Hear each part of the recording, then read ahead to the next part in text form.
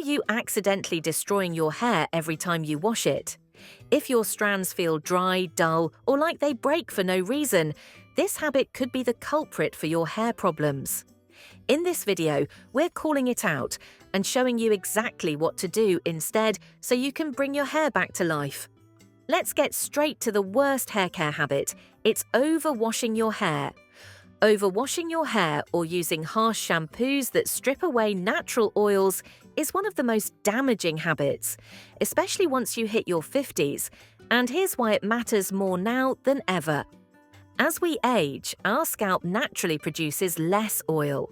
That oil isn't just a sign of greasiness, it's our hair's built-in protection.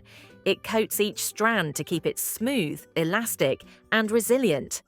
When we overwash or use shampoos filled with sulfates or alcohol, we end up scrubbing away the very thing our hair needs most. So even when your hair looks clean and fluffy right after a wash, it might be struggling underneath. You might notice it doesn't hold moisture as well, feels rougher or gets frizzy no matter what you use. That's your hair telling you it's been stripped too often. And over time, the signs become more obvious. You'll see dryness creeping in, more split ends than usual, and breakage that makes it feel like your hair just won't grow past a certain length. And that dull, flat look that no amount of styling or product can seem to fix. That often starts here too. But don't worry, because this kind of damage doesn't have to be permanent. Your hair can bounce back with just a few small changes. Let's start with the easiest one, washing your hair less often. The first shift is to wash your hair less frequently. This might feel odd at first, especially if you've been shampooing daily for decades. Many of us were raised with the idea that clean equals healthy, and that meant shampooing every day without question. But the truth is, your hair probably doesn't need to be washed as often as you think. Washing every day removes those natural oils before they've had a chance to do their job.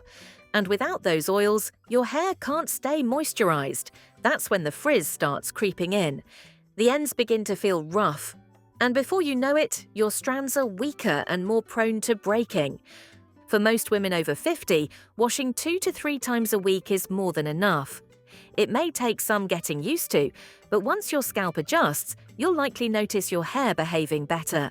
Less frizz, less dryness, and over time, more softness and movement. And if your roots start to feel a little oily in between, don't worry. That's what dry shampoo is for. A light mist at the crown can soak up any excess oil and even give your hair a bit of lift. No need to jump back in the shower or start from scratch. It's all about giving your hair room to breathe and balance itself again. Now that you're no longer washing as often, it becomes even more important to pay attention to what you're using on those wash days. The truth is, not all shampoos are created equal, and unfortunately, many of the ones sitting on the shelves today are still filled with harsh ingredients that don't do aging hair any favors. Sulfates, for example, are commonly used in shampoos to create that rich, bubbly lather we all associate with cleanliness. But beneath that satisfying foam is a downside. Sulfates are incredibly drying. They strip your hair of its natural protective oils, disrupt your scalp's pH balance, and over time, leave your strands brittle, frizzy, and far more vulnerable to breakage. The same goes for shampoos that contain alcohols, synthetic fragrances, parabens, and strong detergents. They may smell lovely or give you that squeaky clean feeling, but they're often far too harsh for mature hair, which tends to be thinner, drier, and more fragile by nature. It's like using a rough scrub on delicate silk. The damage adds up. Instead, shift your focus to shampoos that are labeled as sulfate-free, hydrating, or formulated specifically for dry or aging hair. These are designed to cleanse gently while nourishing the scalp and strands. Look for ingredients like aloe vera, chamomile extract, oat protein, and coconut-derived cleansers. These are all great indicators of a gentle formula. Some even include collagen or biotin to help support strength and elasticity. And here's something important to remember. If your shampoo doesn't lather much, that's not a bad thing. In fact, it's usually a sign that it's not stripping your hair. Less foam often means more moisture is being preserved, and that's exactly what mature hair needs to stay soft, full, and resilient. Once you've got a shampoo that cleanses without causing more harm, it's time to help your hair bounce back with a little extra moisture and care. And that brings us to our next step, which is deep conditioning. By the time we reach our 50s, our hair naturally begins to change and often becomes thinner, drier, and more delicate than it once was. These shifts aren't just cosmetic, they're often tied to hormonal changes that affect everything from texture and volume to growth rate. On top of that, decades of styling, coloring, heat tools, and sun exposure leave behind a trail of wear and tear that builds up slowly over time. This is exactly where deep conditioning steps in, not as an occasional luxury, but as a vital part of your weekly hair care routine. Think of it like skincare for your strands. Just like your face benefits from a nourishing mask, your hair needs that same level of attention. A high-quality deep conditioner can replenish lost moisture, tame frizz, strengthen weak strands, and restore a softness and manageability you may have thought was gone for good. The key is choosing the right formula. Look for masks enriched with powerhouse ingredients like argan oil, shea butter, collagen, keratin, or even coconut oil.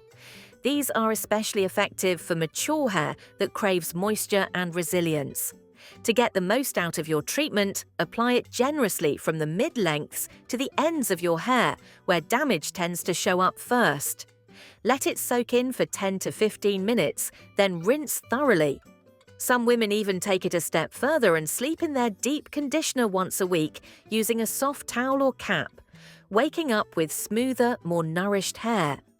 This small but consistent change can transform not just how your hair feels, but how it behaves, and making styling easier, breakage less frequent, and giving you back that natural shine and softness that time may have dulled. But how do you know if these changes are actually helping, or if overwashing is still sneaking into your routine?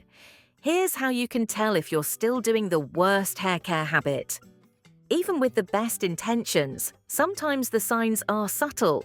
You might not even realize your hair care routine is doing more harm than good, especially if it's been the same for years.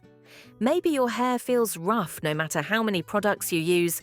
You deep condition, you add oils, serums, leave-ins, but nothing seems to stick. That dryness doesn't go away, and your strands still feel stiff or straw-like, especially at the ends. Or maybe your scalp always feels tight or itchy right after a wash. That squeaky clean feeling we were told to look for, it's often a sign your scalp's been stripped too bare. Over time, that tightness can lead to flaking, sensitivity, and even inflammation. And when your scalp is irritated, your hair doesn't grow or behave the way it should. Some women also notice their hair gets greasy faster than it used to, which feels confusing, so they wash more often, trying to fix it. But the more they wash, the worse it gets. That's because your scalp might be in overdrive, producing extra oil to make up for what's constantly being taken away. It's a cycle that leaves your hair looking flat, greasy at the roots, and dry at the ends. Another red flag is breakage. If your hair snaps easily when brushing or styling, or if you're finding more strands on your pillow, in the shower, or stuck to your clothes throughout the day, your wash routine may be too aggressive. It's not just about age or hormones. Sometimes it's about how often and how harshly we're cleansing. And then there's product overload. If you're constantly layering leave-ins, oils, mousses, or sprays just to make your hair manageable, it could be that your natural moisture barrier is out of sync. When your scalp isn't allowed to do its job, you're left compensating with products, which can build up and weigh your hair down, making it feel even more dull or lifeless. The encouraging part is this: it doesn't take a full overhaul to fix it. Once you begin washing less and using gentler, more nourishing products, your scalp starts to regulate itself again. You might start noticing subtle but powerful changes within just a few weeks. There's less dryness, fewer tangles, less breakage. Your hair starts feeling softer at the touch, and that natural shine slowly returns. And once you've got those basics down, maintaining healthier hair becomes simpler, less expensive, and far more sustainable. It's not about chasing perfection. It's about giving your hair the space to thrive with less stress and more support. And now I'd love to know, what's one hair habit you've stopped doing? Share it in the comments. Your tip might be exactly what someone else needs to hear today. If this video helped you rethink your routine, then you'll really enjoy this next one.